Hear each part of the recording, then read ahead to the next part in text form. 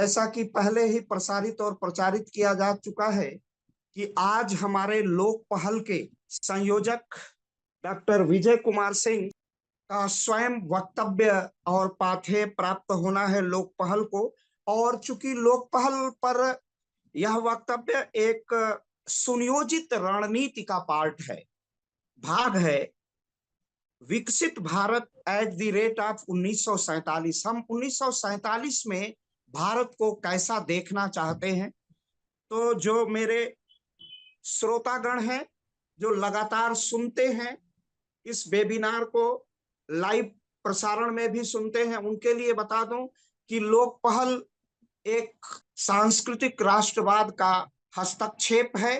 लोक पहल का मूल उद्देश्य और उसके जो सांस्कृतिक अधिष्ठान है या हमारे जो पंच महाभूत हैं वह है एकात्म मानववाद के प्रणेता पंडित दीनदयाल उपाध्याय, महामना पंडित मदन मोहन मालवीय, भारत के राष्ट्रीय स्वयंसेवक संघ के चतुर्थ सर संघचालक उप राजेंद्र सिंह, उप आख्यान रज्जू भैया, ब्रह्मलीन महंत अवैधनाथ जी और राम मंदिर आंदोलन को प्रखरता प्रदान करने वाले पूज्य अशोक जी सिंघल हमारे सांस्कृतिक अधिष्ठान है। हमारा मूल उद्देश्य राष्ट्रवाद को, सांस्कृतिक राष्ट्रवाद को जन जन तक प्रचारित और प्रसारित करना है। हमारा मूल उद्देश्य सनातन को जन जन तक पहुंचाना है और इसके विपरीत जिस प्रकार का भ्रम बना हुआ है उस भ्रम का भंजन करना ही हमारा मूल उद्देश्य है। इसके अतिरिक्त हमारा मूल उद्देश्य है उत्तर प्रदेश के यशस्वी मुख्यमंत्री पूज्य योगी आदित्यनाथ जी की नीतियों को जन जन तक पहुंचाना, उसे प्रचारित और प्रसारित करना, उनके सांस्कृतिक राष्ट्रवाद, उनके आर्थिक दर्शन, उनके सामाजिक दर्शन, उनके राजनीतिक दर्शन से सभी लोगों को परिचित कराना, भारत के यशस्वी प्रधानमंत्री श्रीमान नरेंद्र दामोदर दास मोदी जी की नीतियों को, उनके राष्ट्रवाद को, उनके महाभूतों को जन जन तक पहुंचाना हमारा उद्देश्य है। और उसी उद्देश्य से लोक पहल अनवरत अपनी यात्रा कर रहा है। वह लगातार सोशल मीडिया के विभिन्न जितने माध्यम हैं, जूम पर अपनी मीटिंग करते हैं और मीटिंग के बाद इसकी समस्त सूचनाएं और इसका प्रसारण सोशल मीडिया के बहुत ही महत्वपूर्ण माध्यमों से हम लोगों के द्वारा, यूट्यूब और फेसबुक के द्वारा हम लोग करने का पूरा प्रयास करते हैं। और यह निस्वार्थ भाव से, इसमें कोई स्वार्थ नहीं है, इसका एकमात्र स्वार्थ है भारत की जनता का, भारत की आत्मा का, भारत के विवेक का लगातार प्रचार प्रसार करना। हम लोगों के बीच सौभाग्य है कि चीन के क्वातांगो विश्वविद्यालय से बहुत वरिष्ठ आचार्य एसोसिएट प्रोफेसर विवेक मणि त्रिपाठी जी जुड़े हुए हैं। हमारे लोक पहल के बहुत ही अजीज बड़े कार्यकर्ता डॉक्टर हर्षमणि सिंह जुड़े हुए हैं। मैं उनसे निवेदन करूंगा कि अपना वो ऑडियो और वीडियो, कम से कम अपना वीडियो ऑन रखें। इसी प्रकार हम लोगों के साथ मेरे दो रिसर्च स्कॉलर, मेरे बहुत प्रिय रिसर्च स्कॉलर रवि मिश्रा और सनी कुमार जुड़े हुए हैं। बिहार की धरती से सोनू कुमार जर्नलिस्ट जी हैं जो बराबर लोक पहल को प्रचारित प्रसारित करते हैं और उनका स्वयं का चैनल बहुत मजबूत है। और मैं अक्सर देखता रहता हूं कि बिहार की समस्त खबरें को, समाचार को वो प्रचारित और प्रसारित करते हैं ग्रुप के माध्यम से भी, और वे समाचार पत्र के संपादक भी हैं, तो वो भी हम लोगों के साथ हैं। और इसी के साथ श्वेता शर्मा जी हम लोगों के साथ जुड़े हुए हैं, डॉक्टर ऋषिकेश जी जुड़े हुए हैं। उनसे भी मेरा निवेदन होगा कि डॉक्टर ऋषिकेश जी अपना वीडियो कम से कम ऑन रखें, सभी लोग वीडियो ऑन रखें ताकि हम लोग आज के पाथेय को सुनिश्चित कर सके। और मैं सीधे आता हूं आज के पाथेय के लिए। मैं संबोधित करूं कि हमारा विजन 1947 में क्या होगा विकसित भारत का, तो उसके 4 स्तंभ हैं: युवा, महिला और गरीब। ये 4 जातियां, युवा, महिला, गरीब और बेरोजगार, हमारी किसान, हमारे 4 किसान, युवा, महिला, ये हमारे 4 महत्वपूर्ण है। और गरीब उस नाम जुड़ता है। इन चारों का विकास करना, किसान का विकास करना, भारत की आत्मा का विकास करना, किसान का विकास करना, भारत के गांवों का विकास करना, युवा का विकास करना, भारत की ऊर्जा में वृद्धि करना, महिला का विकास करना, माने भारत की शक्ति में वृद्धि करना, और सबसे बड़ी जो बात है, भारत की गरीबी का अंत करना और उसे समृद्धि की ओर परिवर्तित करना, समृद्धि की ओर लौट चलने का नारा है।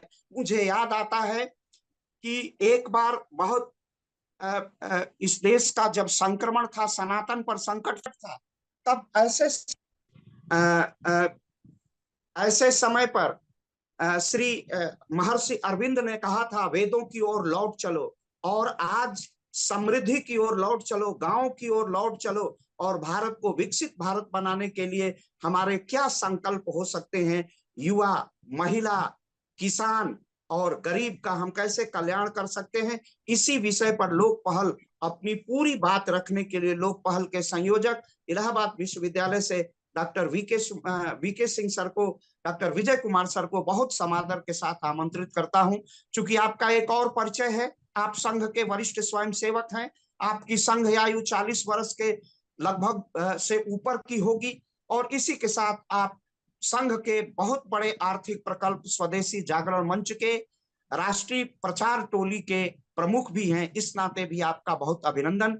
एक सांस्कृतिक राष्ट्रवाद का जिसका जीना है, जो सांस्कृतिक राष्ट्रवाद को जीवंत बनाते हैं, अपनी जीवन शैली बनाते हैं, ऐसे डॉक्टर विजय कुमार सिंह जी को आज हम पाथे के लिए आमंत्रित कर रहे हैं कि लोक पहल से, अपने के माध्यम से लोक पहल का विजन 2047 किस प्रकार वह सामाजिक जीवन, आर्थिक जीवन, राजनीतिक जीवन में कार्य करेगा, अपनी संपूर्ण बात विस्तार पूर्वक रखेंगे डॉक्टर विजय कुमार सिंह जी। नमस्कार। बड़ी खुशी की बात है कि हम लोग जो है आज लोक पहल के इस प्लेटफॉर्म का उपयोग भारत 2040 पे चर्चा करने के लिए, और लोक पहल के गठन के पीछे का कारण जो था वो यही था कि हम देश को कैसे जो है समृद्ध बनाने में और सशक्त बनाने में जो सरकार की नीतियां हैं उन नीतियों पे प्रभावी क्रियान्वयन हो।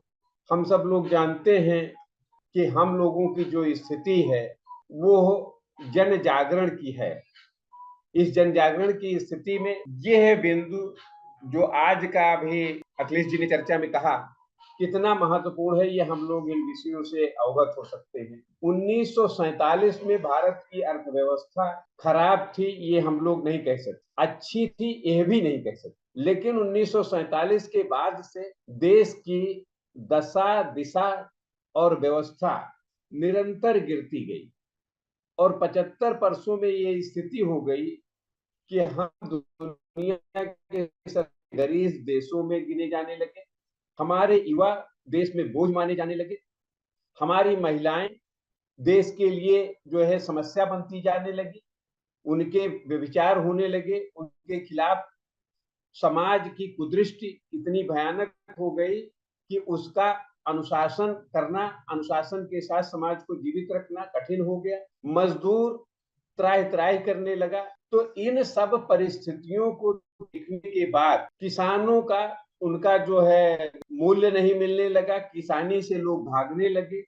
इन सारी परिस्थितियों को देखने से ऐसा प्रतीत हुआ कि देश के विकास की जो भी धाराएं रही हैं वो हमारे समाज के अनुकूल नहीं, और देश का पूरी आबादी देश के ऊपर बोझ है और देश किसी भी हालत में नहीं चल सकता, दुनिया में ऐसा संदेश दिया जाने। मित्रों, आप जानते हैं कि 2014 के बाद जो सरकार बनी, उस सरकार ने यह देखा कि यह जो नैरेटिव गढ़ा जा रहा है और ये जो 75 सालों में नैरेटिव बना हुआ है, इसके लिए किसी को दोष देना, किसी को बुरा कहना, किसी की नीतियों को क्रिटिसाइज करना, यह उचित नहीं है, क्योंकि समय समय पे परिस्थितियां बदलती रहती हैं, सोच बदलती रहती है, और 2014 के बाद की जो सोच आई, उस सोच में ये हुआ जो हम लोगों ने महसूस किया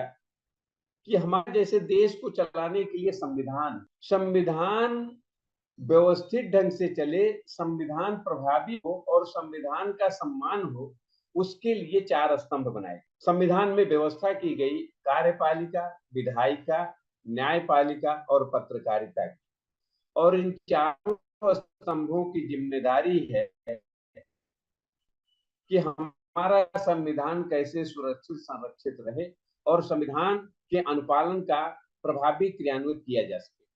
अब प्रभावी क्रियान्वयन करने के लिए संविधान में व्यवस्थाएं हो गई, संविधान हमारा व्यवस्थित है, सम्मानित है और दुनिया में एक प्रभावी संविधान माना जाता है। लेकिन इनको क्रियान्वित करने के लिए अगर जीवन मूल्य और मूल्यवान लोग नहीं होंगे तो यह बिल्कुल अनर्थ हो जाएगा और यह क्रियान्वयन संभव नहीं हो पाएगा, जो आज हर जगह हम लोगों को अक्स देता है।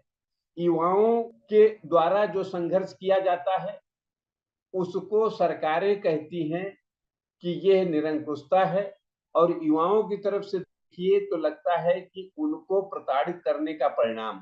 महिलाओं के संरक्षण के लिए जो कानून बनाए जाते हैं उनका क्रियान्वयन नहीं हो पाता, इसका मतलब कि मूल्यवान लोग नहीं है देश। अगर मजदूरों को मजदूरी नहीं मिलती है, मजदूरों का शोषण होता है, तो इससे स्पष्ट हो जाता है कि कहीं न कहीं क्रियान्वयन पक्ष हमारा कमजोर। ऐसे ही हमारे कुल युवा, मजदूर, किसान और महिलाओं के लिए जो भी सरकार की योजनाएं बनती हैं, जो सरकार इनको उच्चीकृत करने के लिए, इनको संस्कारी करने के लिए, इनको सम्मान देने के लिए योजनाएं बनाते हैं, उन योजनाओं का प्रभावी क्रियान्वयन कठिन हो जाता है और प्रभावी क्रियान्वयन न होने से सरकार की मंशा पूरी नहीं होती और इन लोगों को वो लाभ नहीं मिल पाता जिसकी अपेक्षा हम लोग करते रहे हैं और करते हैं। और लाभ न मिल पाने से केवल इनके हाथ में बचता है सो असंतोष। उस असंतोष को अगर हमको खत्म करना है तो हम लोगों को निश्चित रूप से एक बिंदु पे ध्यान देने की जरूरत पड़ेगी। समस्त कठिनाइयों का एक ही गम है, मानवीय दुर्बुद्धि। और उन कठिनाइयों का निवारण अगर हम देखें तो सद्बुद्धि है। अगर सद्बुद्धि का समाज हो, समृद्ध बुद्धि का समाज हो, तो निश्चित रूप से इसमें परिवर्तन होगा। अब हम आपको बताना चाहेंगे कि क्या स्थिति है देश। कुल देश में 37 करोड़, माफ करेंगे, 140 करोड़ की आबादी में 37 करोड़ से अधिक युवा हैं हमारे देश। जिस देश में 37 करोड़ युवा होंगे उस देश में कितनी ऊर्जा है और कितना ऊर्जावान देश कहा जाएगा, इस पे विचार करने के बजाय अब तक की सरकारें उनको बोझ मानती थी और कहीं न कहीं जनसंख्या वृद्धि कह के देश के ऊपर बोझ समझती। यही स्थिति मजदूरों की है। मजदूर हमारे पास 45 करोड़ के आसपास हैं 140 करोड़ की आबादी में, जिसमें से आप लोग ये जान के ताज्जुब करेंगे कि 41 करोड़ से अधिक मजदूर हमारे जो हैं वो असंगठित क्षेत्र में काम कर रहे हैं। कहने का मतलब उनकी कोई एक जो है सुचारू रूप से व्यवस्था सरकार द्वारा नहीं की गई है और इनको हम जैसे कहते हैं एक उदाहरण में कि रेड़ी पटरी लगा के अपने जीविकों का पार्जन कर रहे हैं। उनको कोई सरकार ठीक से व्यवस्था अब तक की नहीं पाई। और जब सड़क के किनारे से इन जो है छोटे व्यापारियों को, इन मजदूरों को, चौराहों पे लेबर क्लास को जब सरकार भीड़ देखती है, लोग भीड़ देखते हैं तो ये समझते हैं कि ये अकुशल कामगार सरकार के लिए बेकार, देश के लिए बेकार। ठीक यही स्थिति किसानों की। किसानों को समझते हैं कि ये तो केवल उत्पादन के यंत्र हैं और इनको एक अच्छी जिंदगी जीने का कोई अधिकार नहीं। महिलाओं के साथ भी इसी तरीके से उपेक्षापूर्ण बर्ताव हमेशा होता रहा। अब वर्तमान सरकार ने इनके उत्थान के लिए जो संकल्प लिया है वो संकल्प से हम लोग पूर्णतया सहमत हैं। लोक पहल उसका पूरी तरीके से समर्थन करता है। अब यह सरकार चाहती है कि जो हमारे युवा हैं यह कुशल युवा बन जाए।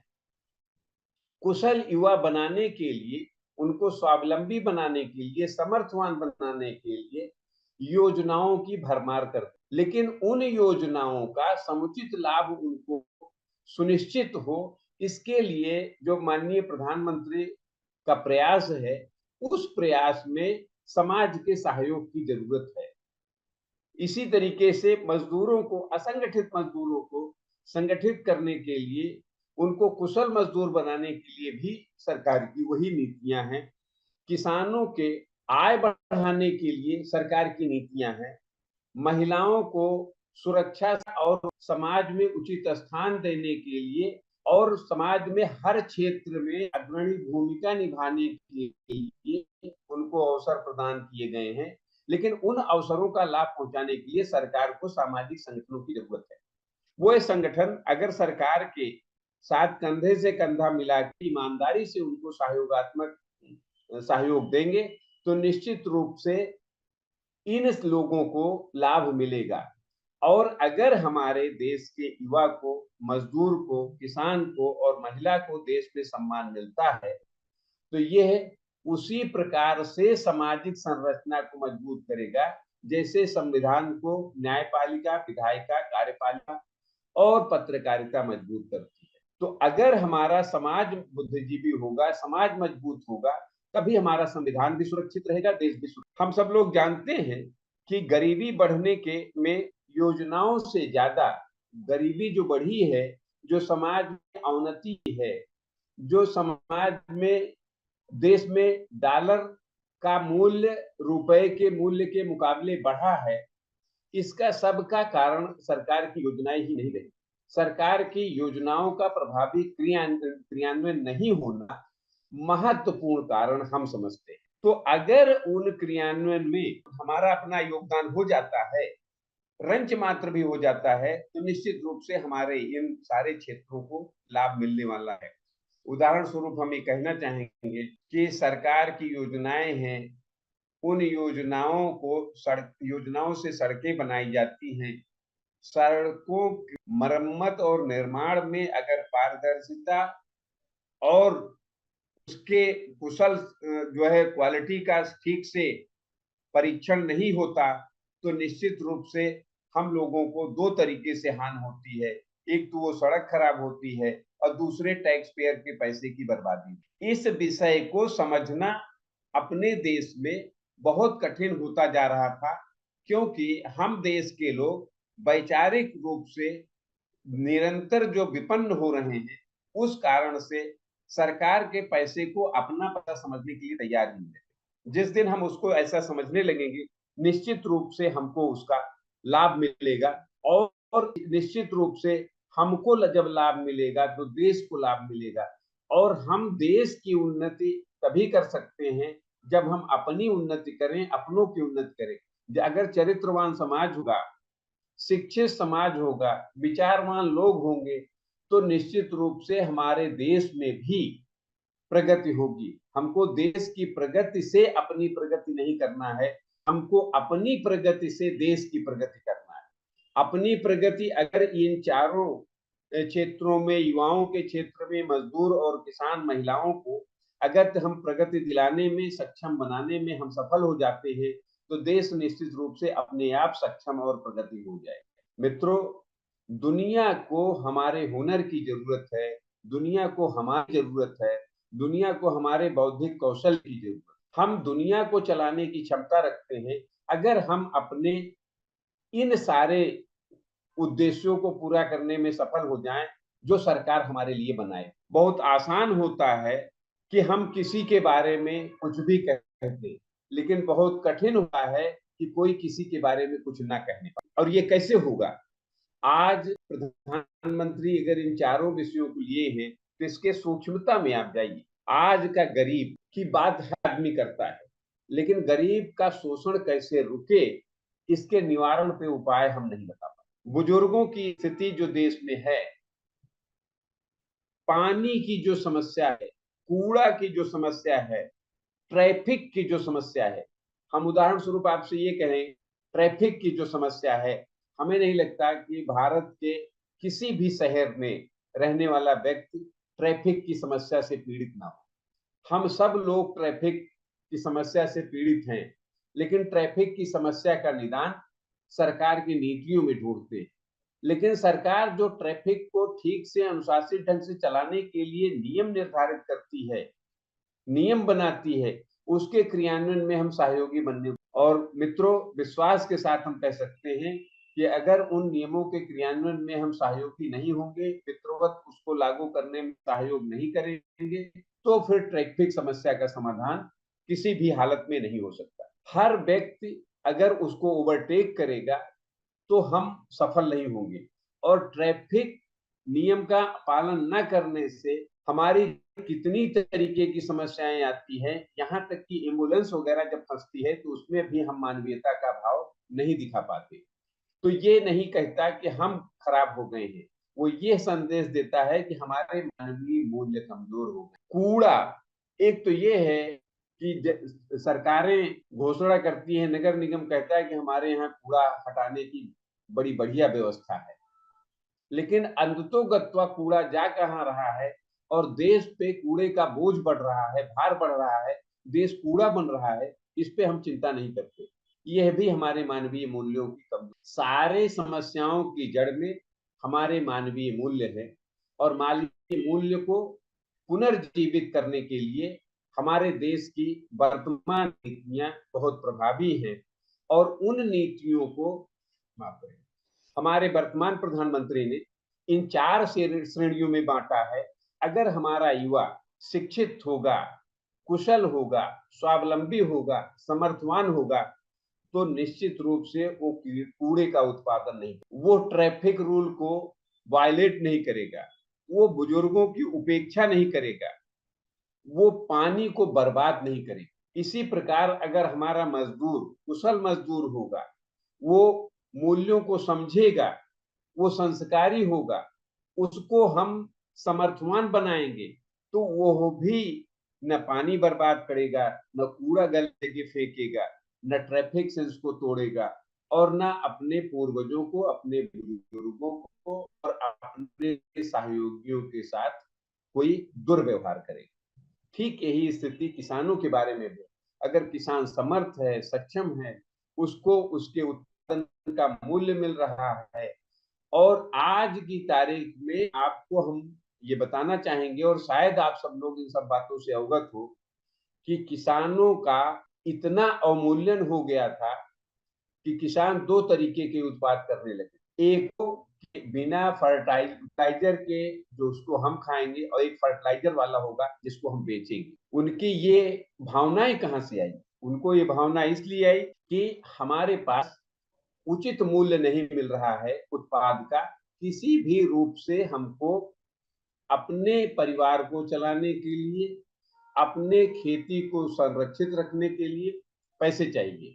तो पैसे पाने के लिए उनको यह काम करना पड़ रहा है।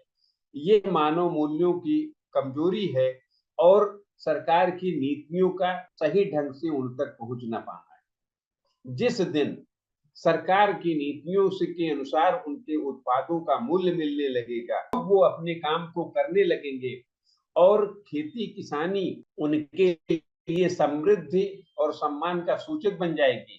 हमें विश्वास नहीं होता भारत का कोई किसान ऐसी कोई गलती करेगा जिसके किसी की शरीर को क्षति हो, किसी समाज में किसी का कोई। महिलाएं, आज महिलाओं के बारे में हम लोग अच्छी बात कम और अच्छी न लगने वाली बात ज्यादा करते। ऐसी स्थिति क्यों बनती है? ऐसी स्थिति का मूल कारण ये है कि हम उनको अपने समकक्ष सम्मान देने के लिए तैयार नहीं। जहां सम्मान मिल रहा है वहां वो सुरक्षित हैं, संरक्षित हैं, और कंधे से कंधा अपने परिवार के साथ मिला के हर मामलों में उतना ही सहयोगी हैं, बल्कि उससे बढ़ चढ़ के सहयोगी हैं जितनी हम अपेक्षा करते हैं। अगर इन महिलाओं को सरकार द्वारा सम्मान देने के लिए, इनको संरक्षित करने के लिए, इनको समर्थवान बनाने के लिए, इनको सर्वगुण संपन्न करने के लिए, और हर क्षेत्र में जाने का अवसर देने के लिए जो भी नीतियां बनाई, उन नीतियों का 100% लाभ अगर इनको मिल रहा है, तो हम निश्चित रूप से अपने लक्ष्य को प्राप्त करेंगे, और लक्ष्य को प्राप्त ही नहीं करेंगे, स्वावलंबी देश को बनाने में अपनी भूमिका निभाएंगे। मित्रों, लोक पहल इन सारे विषयों से जब अवगत हुआ और सरकार की नीतियों का सूक्ष्मता से अध्ययन किया, तो ये महसूस हुआ कि हम देश को विकसित करने की बात करने की बजाय, समाज को उत्थान देने की बजाय, दुनिया में हमारा देश ही सबसे बड़ा है इसका बखान करने की बजाय, इनके जो निचले पायदान पे जो हमारे कमजोर खंभे हैं उनको मजबूत करने में जो नीतियां हैं, जो समाज के विचार हैं, अगर उसको हम यथावत क्रियान्वित करने में सहयोगी बन जाते हैं तो ये सारे काम जिसकी अभी हमने चर्चा की स्वतः ही हो जाएंगे। उसके लिए हमको प्रयास नहीं करना पड़ेगा। जैसे अगर हम अपना जीवन एक पारदर्शी व्यतीत कर रहे हैं, खान पान को ठीक रखे हुए हैं, हमारी नियमित दिनचर्या ठीक है, तो निश्चित रूप से हमारा स्वास्थ्य अस्वस्थ नहीं होने देगा, हमको अस्वस्थ नहीं होने देगा। हमारा अनुशासन, हमारा रहन सहन और हमारा स्वास्थ्य ठीक रहेगा। उसी तरीके से अगर देश के लोग देश के लिए ठीक ढंग से सहयोगी बन के काम करेंगे तो देश भी हमारा सुरक्षित संरक्षित। मित्रों, ये कोई हम नई बात नहीं कह रहे हैं और न ये देश में पहली बार ऐसा कोई प्रयास हम लोग करने जा रहे हैं या आज के भारत के प्रधानमंत्री ने कोई नई चीज बताई है। यह अपने पुरातन भारतीय संस्कृति के मूल्य हैं जिसको उन्होंने पुनर्जीवित करने के लिए हम सब लोगों के सामने विषय को रखा है। हमारा देश तो वो रहा है कि जहां पे सबको सम्मान देना और सबको संस्कारी बनाना और सबको हुनरमंद बनाना, यही हमारी प्राथमिकता हुआ करती। हमारे देश के अगर अपने प्रेडिसेसर से पूछेंगे, अपने घर के बड़े बुजुर्गों से बात करेंगे, अपने सीनियर से बात करेंगे, तो वो वही चीज बताएंगे जिसकी हम लोग चर्चा करके क्रियान्वयन की बात कर रहे हैं। कोई नई चीज हम लोग नहीं करने जा रहे, लेकिन हम अपने सद्गुणों से इतने अनभिज्ञ होते जा रहे थे, अपने सद्गुणों को इतना भूलते जा रहे थे कि आज हमारी सरकार ने हमको याद दिलाया है, तो हमको अवसर मिल गया है कि हम उसको जीवन में उतारें और अपनों के जीवन में क्रियान्वित करने के साथ।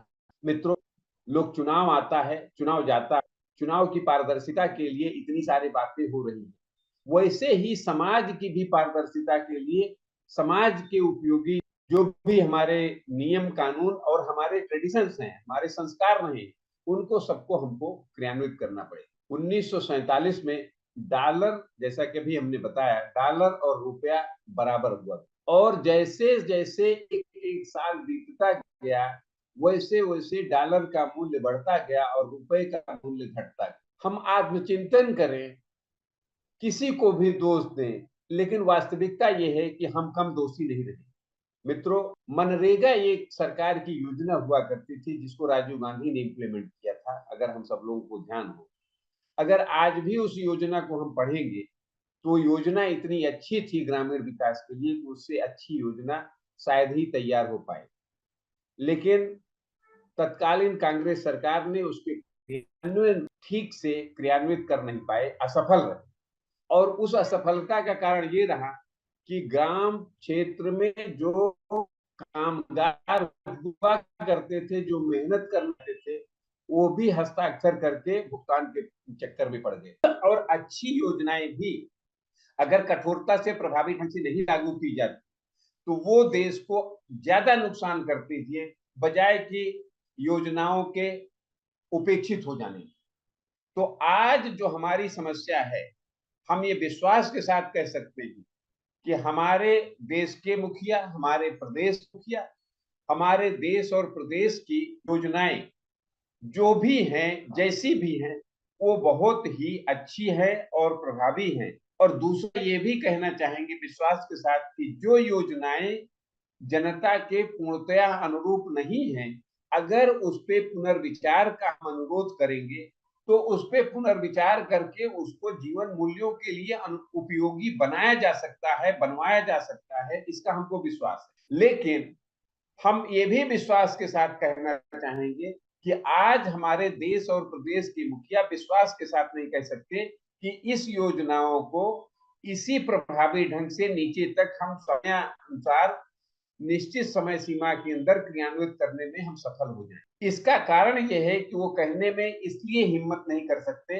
क्योंकि ना उनको अपनों पे विश्वास रह गया है, ना अपनी जनता पे विश्वास रह गया है और ना अपने ये जो कार्यपालिका, न्यायपालिका, विधायिका है इस पे विश्वास है। मित्रों, यह भी हम कहना चाहेंगे कि जहां पे हमारे कॉन्स्टिट्यूशन, संविधान की रक्षा के लिए 4 स्तंभ हैं, देश के लोगों को संस्कारी करने के लिए हमारी सरकारी संस्थाएं हैं, उनके आपस के अविश्वास भी हमारे देश को कमजोर करने में महत्वपूर्ण भूमिका निभा रहे हैं।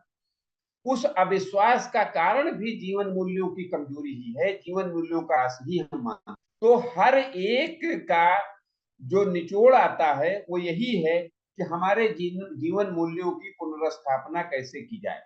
अब हम पूरे विश्वास के साथ कह सकते हैं कि हमारे युवाओं के जीवन मूल्य, हमारे मजदूरों के जीवन मूल्य, हमारे किसानों के जीवन मूल्य और हमारी महिलाओं के जीवन मूल्य अभी इतने नहीं खराब हुए हैं कि उनकी पुनर्स्थापना करने में हम अक्षम हो।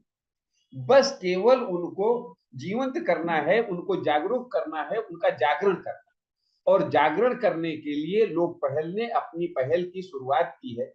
हम सूक्ष्मता से चारों विषयों पे नहीं जा रहे हैं, हम केवल पूरे विषय को आपके सामने रखना चाहते हैं और फिर अपने साथ काम करने वाले आज हम लोगों के पास विवेक मणि जी हैं, अखिलेश जी हैं, अपने युवा ढेर सारे लोग पैनल में हैं, साथी हैं, हर्षमणि जी हैं, ये सारे लोग और इन सारे विषयों पे माइक्रो लेवल पे जाके एक एक विषय को सूक्ष्मता से परीक्षण करके विषय को ऑनलाइन प्रोग्राम में आने वाले समय में रविवार को रखेगी और उससे हम जन जन तक, हर व्यक्ति तक कैसे भी हो इस विषय को पूरी पहुंचाने की कोशिश करेंगे और संकल्पबद्ध हैं कि वो हमारे विचारों से अवगत हो और अवगत ही नहीं हो बल्कि समर्थवान बनने में समर्थ बन जाए, अवेयर हो जाए और उसका हर तरीके से हम सहयोग कर सकते। मित्रों, हमारे पास समय कम है क्योंकि 75 साल हमने गुजार दिए अपने को बोझ मानने में और बोझ बनाने में। हमारे पास 1947 से लेके 2047 तक के समय के बीच में आज हमारे पास मात्र यही समय बचा हुआ है जो पिछली पृष्ठभूमि को देखेंगे तो बहुत कम है। लेकिन अगर युवाओं के उत्साह को देखेंगे, अपने काम करने वाले साथियों के उत्साह को देखेंगे और सरकार को देखेंगे कि हमारा 70-75 साल का प्रधानमंत्री जिस उत्साह से विषय को हमारे सामने रख रहा है और वो कह रहा है कि 2047 तक हमको विकसित भारत बनना है, तो हम युवाओं को फिर वो से कमजोरी है कि जिसकी वजह से हम उसके साथ कंधे से कंधा मिला के 2047 तक देश को विकसित भारत बनाने में अपने को अक्षम पाते हैं। सारे रिसोर्सेज हमारे सामने आ रहे हैं, सारे सहयोग हमारे साथ देने वाले खड़े हैं, तो फिर हमारे सामने कोई ऐसी कमजोरी नहीं बनती कि हम इसको ना बना पाए। केवल एक ही कमी हमारी है जिसको हम मानते हैं कि हमारा युवा, हमारा किसान, हमारा मजदूर और हमारी बहनें, माताएं, कहने का मतलब महिलाएं, इनमें विश्वास का पूरा पूरा अभी आत्मविश्वास में नहीं बदल पाया है। उसी विश्वास को मजबूत करने के लिए जिनका आत्मविश्वास मजबूत हो गया है उनको अपनी पहल करनी है और हम इस बात को मान लिए हैं कि जो हमारे लोग पहल से जुड़ के हमारे विषय को सुन रहा है या हमारे इस प्लेटफॉर्म पे विषय को आने वाले दिनों में रखेगा, उसका आत्मविश्वास बन गया है और उसके आत्मविश्वास से हम समाज में विश्वास जगाने में समर्थ होंगे, ऐसा हमारा पूरा का पूरा विश्वास है।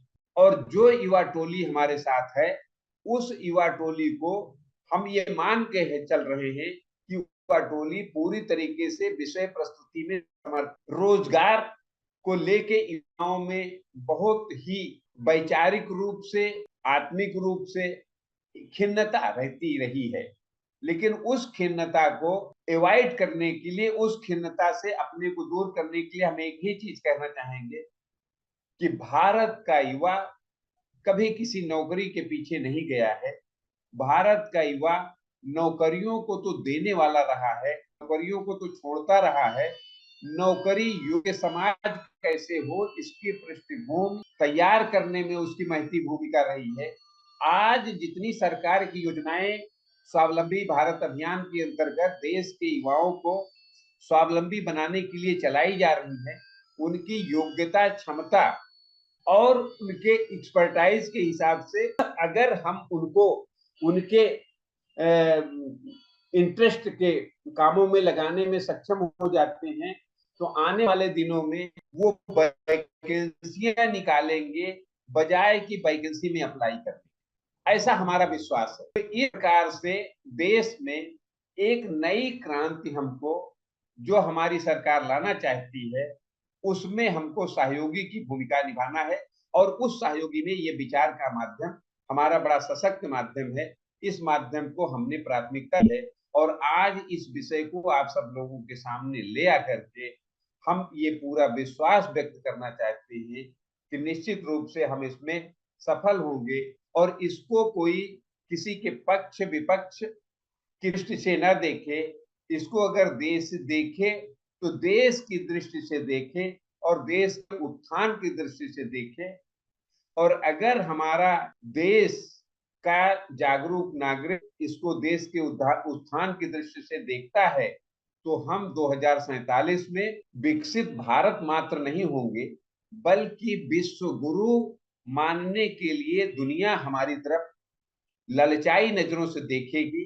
अभी आप लोगों ने ध्यान दिया होगा कि थोड़े से प्रयास में, अभी ऐसा नहीं है कि बहुत बड़ा प्रयास हो गया है, बहुत बड़े प्रयास की देश में नींव पड़ रही है, लेकिन थोड़े से प्रयास में कोरोना काल में दुनिया के कितने देश हमसे सहयोग के लिए अनुरोध कर चुके हैं। आज भी दुनिया के कितने देश अपनी विषम परिस्थितियों में हमसे अनुरोध करते रहे। हमारे देश, जिस देश में लोग मध्यस्थता करने आते थे, उस देश का प्रधानमंत्री दुनिया के कूटनीतिक मामलों में मध्यस्थता करके निवारण कर रहा है और वहां के लोग निवारण के लिए बुला रहे हैं। ये सारी चीजें हमारे देश के प्रगति की द्योतक हैं। और वसुधैव कुटुंबकम का ये जो नारा हम देते रहते हैं, वो फलता हुआ दिख रहा है। और हम देश का नहीं दुनिया का नेतृत्व करेंगे, वो भी आने वाली पीढ़ी को महसूस होने लगा है।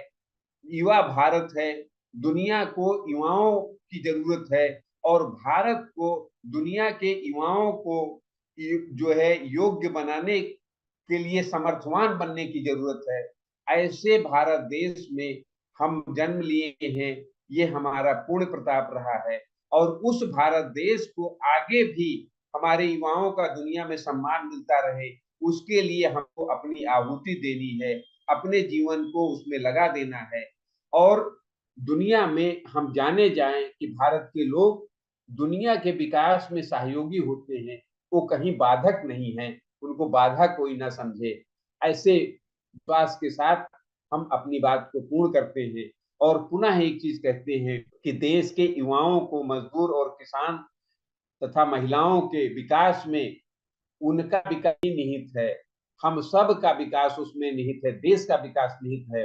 लिहाजा हम इनको योग्य बनाने में जितना सहयोग कर सके, जितना समर्पण दे सके, जितना उनके लिए कर सके, उतना सब हमको करना चाहिए। और विकसित भारत 2047 का संकल्प देश के प्रधानमंत्री का नहीं, जन जन का संकल्प है, ऐसा हमको मानना चाहिए। और इसी श्रद्धा और इसी संकल्प के साथ हमको आगे बढ़ना चाहिए, ऐसा हम सबसे अपेक्षा करेंगे।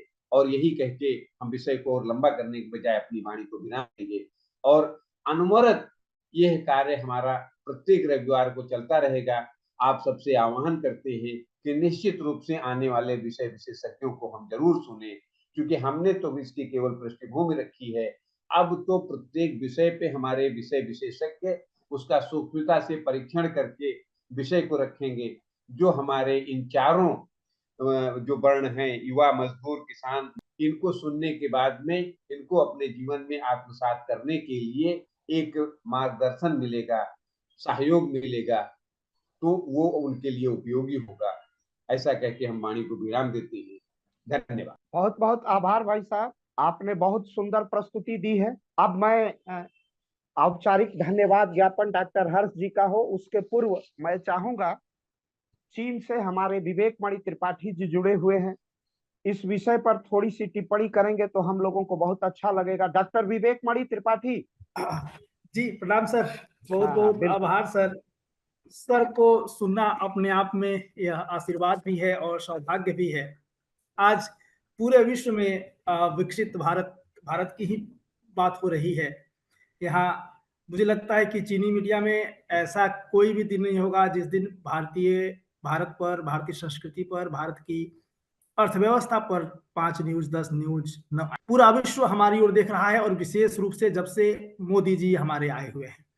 कोरोना समय में जो कि न केवल मोदी जी ने भारत के लोगों को मुफ्त राशन की व्यवस्था की, जिस तरह से कोरोना वैक्सीन की व्यवस्था की, यह हमारा सदियों से चला आ रहा है। हम देखें जब हम जब आज़ादी की लड़ाई लड़ रहे थे, तब भी 1937 में जब चीनी राष्ट्रपति ने सुभाष चंद्र बोस जी को पत्र लिखा कि मेडिकल सहायता की आवश्यकता है चीन में, तब पूरे भारत में चंदा इकट्ठा कर कर सुभाष चंद्र बोस जी ने जो उस समय कांग्रेस के अध्यक्ष थे, 5 मेडिकल टीम को चीन में भेजा था और उसमें से 4 लोग तो भारत वापस चले गए।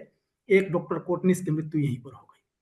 तो कहने का तात्पर्य यह है कि जो हमारी भारतीय संस्कृति है, जो सबसे हमारे लिए कठिन काल था आज़ादी की लड़ाई, उसमें भी हम दूसरों की सहायता करने से नहीं चूके, दूसरे के दुःख को भी अपना दुःख समझे और वर्तमान समय में भी मोदी जी के नेतृत्व में न केवल भारत का उत्थान हो रहा है, बल्कि जो हमारा विश्व बंधुत्व का उद्घोष है, समस्त विश्व को हम अपना अ, परिवारजन मानते हैं, परिवार मानते हैं और उनकी सहायता के लिए हम हमेशा तत्पर रहते हैं। तो निश्चित रूप से जैसे सर ने कहा कि जो मोदी जी का संकल्प है 2047 में विकसित भारत बनाने की, और उसमें निश्चित रूप से जो सबसे बड़ा योगदान होगा वह युवाओं का होगा और हमारे इस किसानों का होगा। कहा भी जाता है कि जो हमारा देश सबसे युवा देश है। और कल मैं सुधांशु त्रिवेदी जी को सुन रहा था, वे बोले कि भारत एक युवा देश है, इसको थोड़ा सुधार करें इस वाक्य को, कहें कि भारत सबसे प्राचीन युवाओं का देश है। सबसे प्राचीन देश भी है और एक युवा देश भी है। दोनों शब्दों का प्रयोग करें। तो हम विश्व की सबसे प्राचीन सभ्यता हैं और इस समय हमारे देश में युवाओं की संख्या सबसे ज़्यादा है। तो यदि हम दोनों को साथ में लेकर चलेंगे, हमारी प्राचीन सभ्यता को, हमारी प्राचीन संस्कृति को और युवाओं को, किसानों को, निश्चित रूप से जो हमारी सनातन संस्कृति है, जो हमारा सनातन दर्शन है, वही सभी को साथ लेकर चल सकता है और वही एक सहिष्णु समाज का निर्माण कर सकता है। तो जो हमारा सनातन संस्कृति है, सनातन दर्शन है, उसके साथ चलते हुए हम जब श्री राम जी सेतु का निर्माण कर रहे थे, तो सभी ने उसमें अपना सहयोग दिया था। एक छोटी-सी गिलहरी ने भी अपना सहयोग दिया था। तो जो मोदी जी हम लोगों के समक्ष इस समय 2047 विकसित भारत का लक्ष्य लेकर चले हैं, तो हम सभी को अपना जो भी लघु योगदान हो सके हम देंगे, देना भी चाहिए और मोदी जी के स्वप्न को साकार करते हैं और 2047 तक एक विकसित भारत के निर्माण में अपना आंशिक सहयोग देने के लिए सदैव तत्पर रहते हैं। बहुत-बहुत आभार सर। बहुत बहुत धन्यवाद डॉक्टर विवेक मणि जी। अब हम लोगों के साथ दिल्ली विश्वविद्यालय के असिस्टेंट प्रोफेसर डॉक्टर ऋषिकेश जी हैं, थोड़ी सी संक्षिप्त टिप्पणी। उसके बाद सोनू कुमार जर्नलिस्ट जी, डॉक्टर ऋषिकेश सिंह, डॉक्टर सोनू कुमार जी, आवाज आ रही है, बोलिए। जी प्रणाम सर।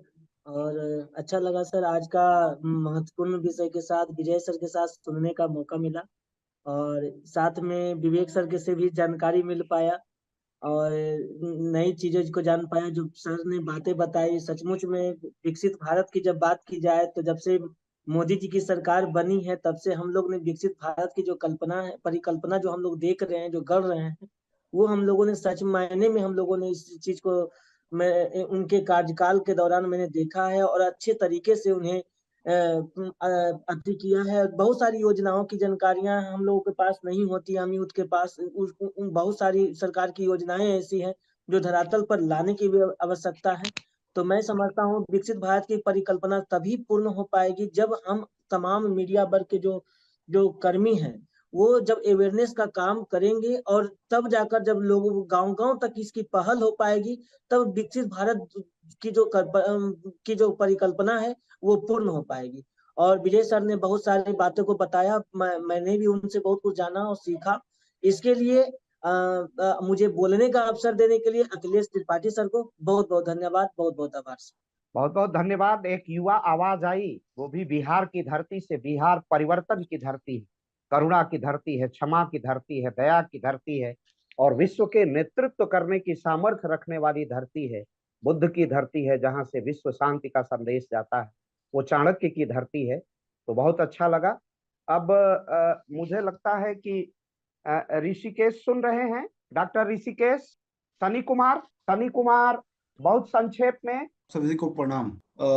जैसा कि गुरुजी ने बताया, विजय कुमार सिंह सर जी ने, कि विकसित भारत जो जो 2047 का बनने वाला मोदी जी का जो सपना है, उसमें जो 4 स्तंभ हैं, युवा, मजदूर, किसान और महिला।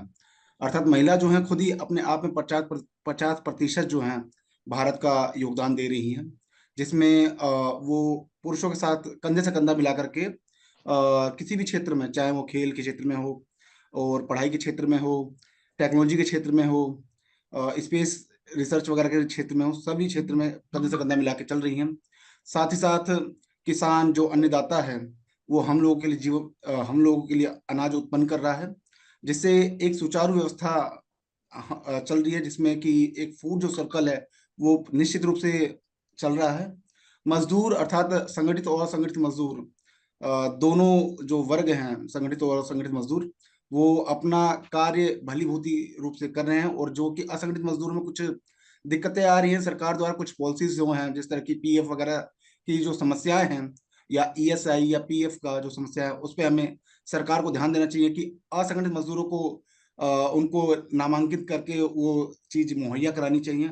युवाओं को सरकारी जॉब, जैसा कि आप देख रहे हैं कि वर्तमान में दिक्कतें आ रही हैं सरकारी जॉब में, तो उसके लिए हम लोगों ने, या मोदी सरकार जी ने, या कहे कि हमारे यशस्वी प्रधानमंत्री जी ने स्किल इंडिया, खेलो इंडिया और विभिन्न प्रकार के डिजिटल इंडिया के माध्यम से युवाओं को शिक्षित करने और तथा विभिन्न प्रकार के कार्यों में, जिस तरह आर्टिफिशियल इंटेलिजेंसी जो होती है, उनमें भी ट्रेन करने के लिए स्किल इंडिया के माध्यम से उन्होंने पहल करी है, जिसका परिणाम हमें आगे आने वाले, अर्थात जो विकसित भारत है 2047 तक का, उसमें हमें देखने को मिलेगा। और जो अभी लोकसभा के चुनाव होने हैं, उसमें जो रिजल्ट आएगा वो पॉजिटिव ही आएगा और पक्ष में ही आएगा। धन्यवाद। बहुत बहुत धन्यवाद। रवि मिश्रा, आपका रिसर्च वर्क भी इसी पर है। रवि मिश्रा, रवि मिश्रा। हाँ सर, प्रणाम।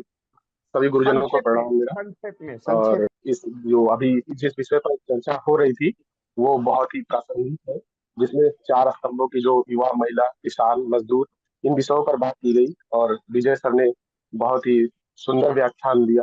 विवेक मणि त्रिपाठी जी ने, सर ने अपना जो है उसको, जो त्रुटियां थी या जो उसमें जो है उसको अच्छे से और बेहतर तरीके से मजबूत बनाया। सभी ने जो इस विषय को, प्रासंगिक विषय पर चर्चा हुई, और इस प्रकार की चर्चाओं से कहीं ना कहीं हम सभी जो नए शोध छात्र है या नया वर्ग है, कुछ नया सीखने को मिलता है।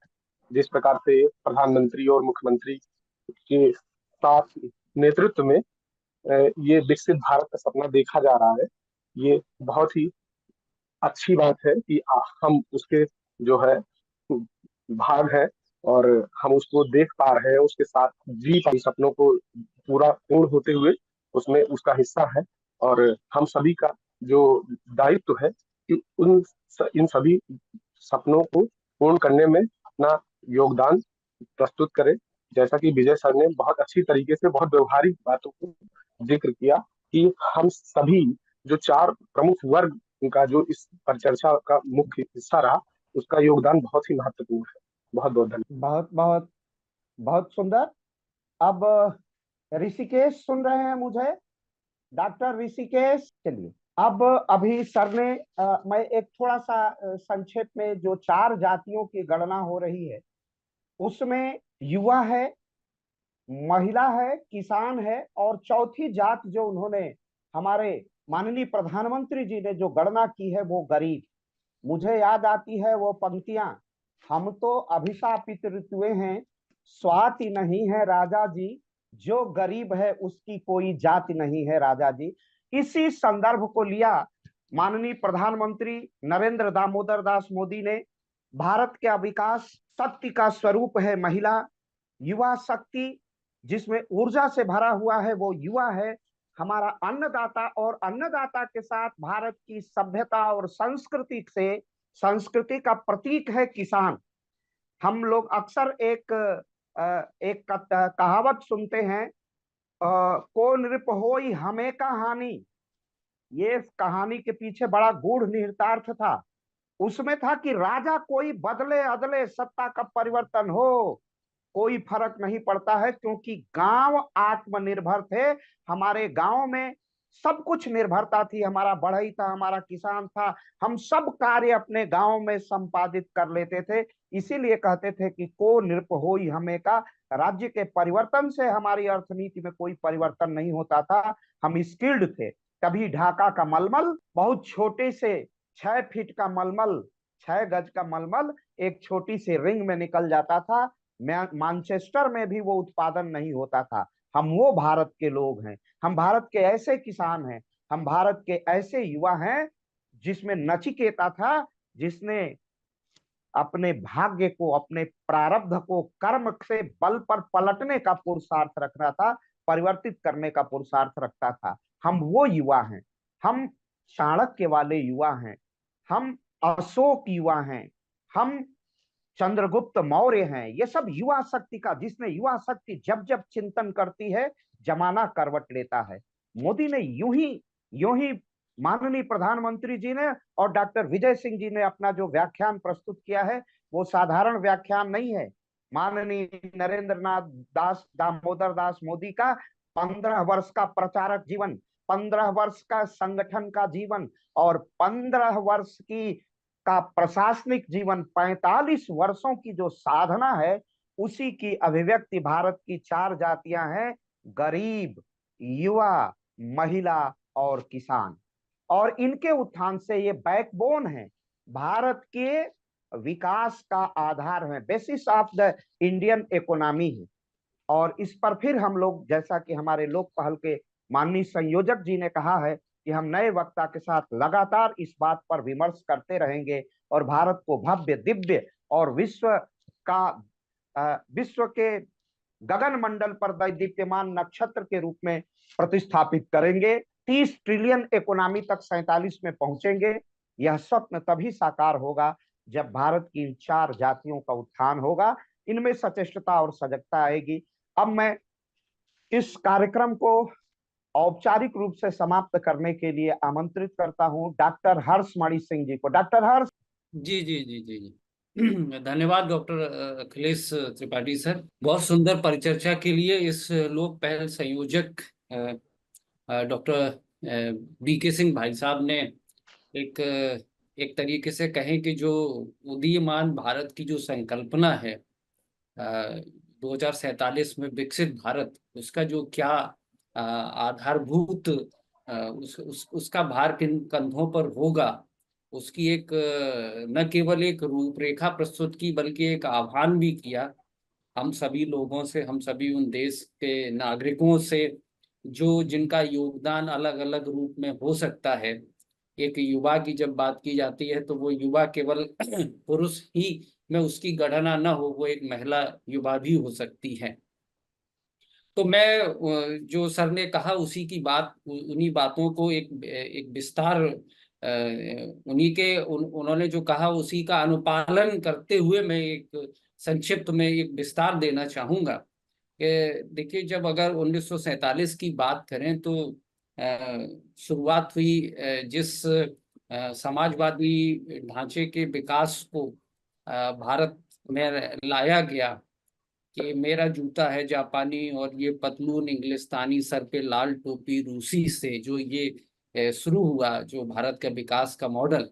और फिर बीच में ही आर्थिक वृद्धि, इकोनॉमिक ग्रोथ जो था वो पहली तरजीह पे आ गया। उसमें गरीब छूट गए, उसमें युवा छूट गए, उसमें महिलाएं छूट गई, धीमे धीमे डाइल्यूट होता गया। और इकोनॉमिक ग्रोथ के पीछे जो लॉजिक दिया गया वो ये था कि भाई ट्रिकल डाउन इफेक्ट क्योंकि काम करेगा, तो अगर इकोनॉमिक ग्रोथ रेट हाई होगी तो हम उसी से सारा चीजें प्राप्त कर ले जाएंगे। लेकिन 80 के दशक तक आते आते एक प्रधानमंत्री ने स्वयं ही स्वीकार किया कि भारत में ट्रिकल डाउन इफेक्ट्स काम नहीं कर रहा है। लिहाजा प्लानिंग की जो अवधारणा थी, जिसको फिर एक्सक्लूसिव से हम लोगों ने इंक्लूसिव की तरफ शिफ्ट किया, उसी सोच को आगे बढ़ाते हुए अगर हम देखें तो ये जो चार जातियां जिसको कहा गया है, ये वास्तव में जो चार ऐसे कंधे हैं जिन पर विकसित भारत की संकल्पना है। मैं अगर इन चारों विषयों को एक लयबद्ध तरीके से कुछ जोड़ने का अगर प्रयास करूं तो कुछ इस तरीके का तर्जुमा बनता है कि उस नौजवान के नाम, उस नौजवान के बाम पर, बाम मतलब माथा होता है, तो उस नौजवान के बाम पर रोजगार की फिक्र की बारीक रेखाएं मौजूद थी। वह उन्हें हल्का, अपने मुस्तकबिल को भारी करना चाहता है। रोजगार की फिक्र की बारीक रेखाएं मौजूद थी, वह उन्हें हल्का और अपने मुस्तकबिल, मुस्तकबिल मतलब वो जो उसका मुकद्दर है, जो उसका को भारी करना चाहता है। वह धान की फसल में खपने के बजाय मुलाजमत की खेती करना चाहता है। धान की फसल उसे मशक्कत देती है, बहुत मेहनत करवाती है और मिनिमम सपोर्ट प्राइस भी उसको नहीं मिलता। ये भारत में किसान एक ऐसा वर्ग है जो अपनी फसल को जहां चाहे वहां नहीं बेच सकता। केवल किसान ही ऐसा है, कोई भी और विनिर्माता है किसी भी वस्तु का, वो चाहे स्मॉल स्केल इंडस्ट्रीज में हो या बड़ी इंडस्ट्रीज में हो, केवल किसान ही है वो अपनी फसल को जहां चाहे वहां नहीं बेच सकता। तो मुलाजमत की खेती करना चाहता है। धान की फसल उसे मशक्कत देती है और मुलाजमत उसे शक्कर देती है। मुलाजमत का रकबा कम जरूर होता है पर ज्यादा मिल्कियत देता है। वह अपनी नई पहचान दाखिल करना चाहता है, वह किसानी को खारिज करना चाहता है। वह अपनी नई पहचान दाखिल करना चाहता है, वह किसानी को खारिज करना चाहता है, वह खेती छोड़कर मुलाजमत करना चाहता है। आप ये देखें कि एक जो युवा है उसके जो जो ट्रांसफॉर्मेशन है वो किस तरीके से है और ये क्यों है।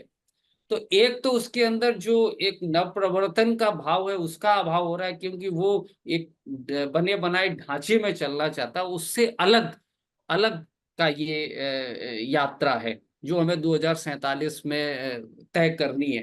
ये उससे अलग यात्रा है।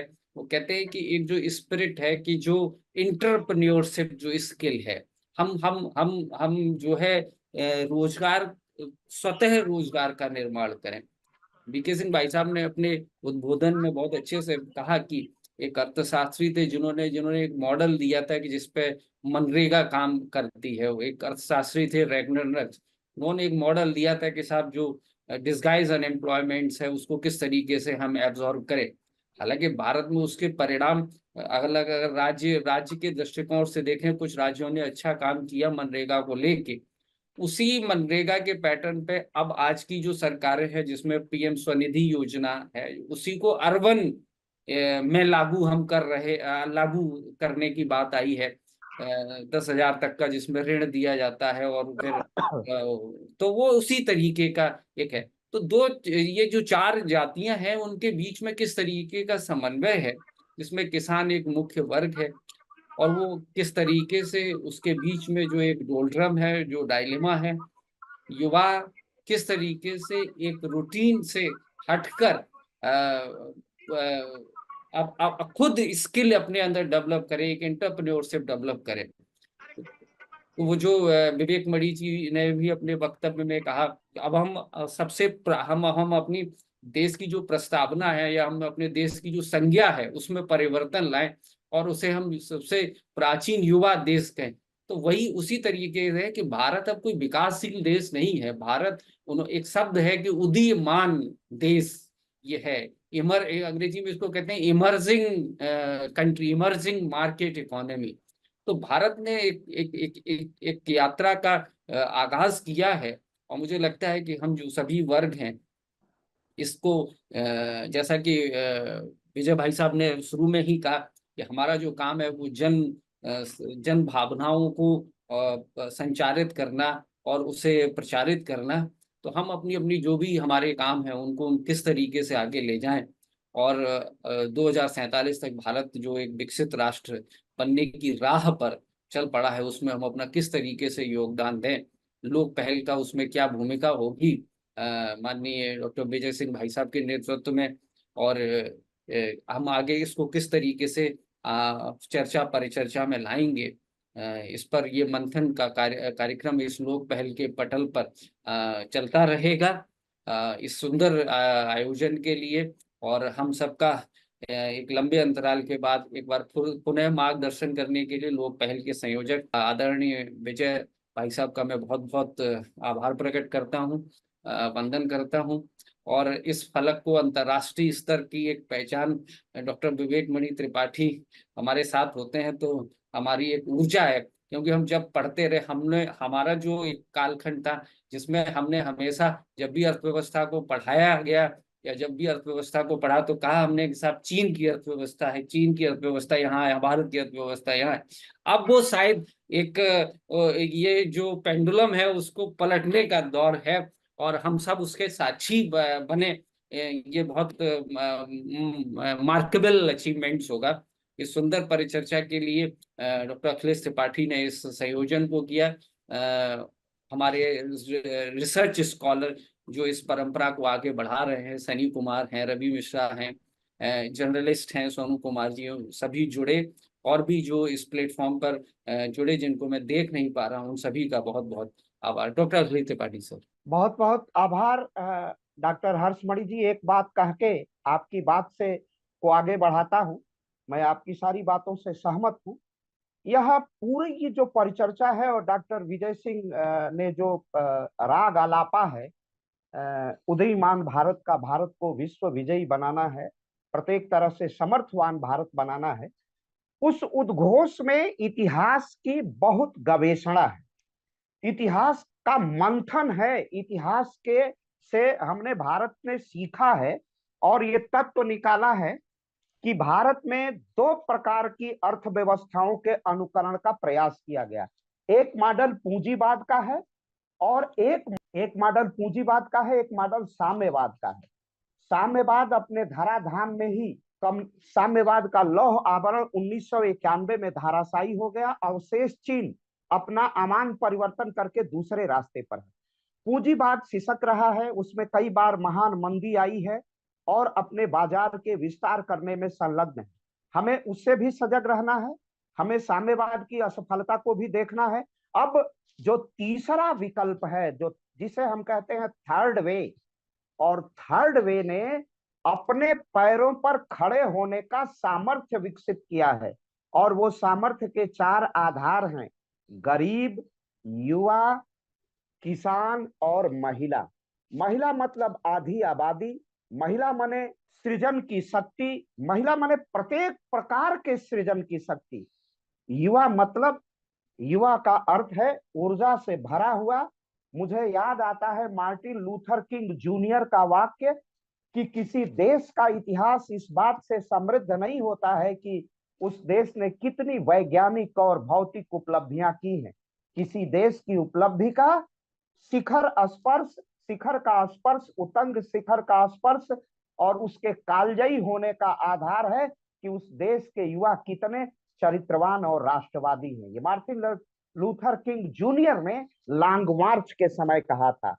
तो आज हमें भी अपनी अर्थव्यवस्था, राजनीति व्यवस्था, समाज व्यवस्था के सारे दलदलों से देश को निकालना है और भारत को एंटरप्रेन्योरशिप, अपनी उद्यमिता पर खड़ा करना पड़ेगा। तो गांव को देखना पड़ेगा।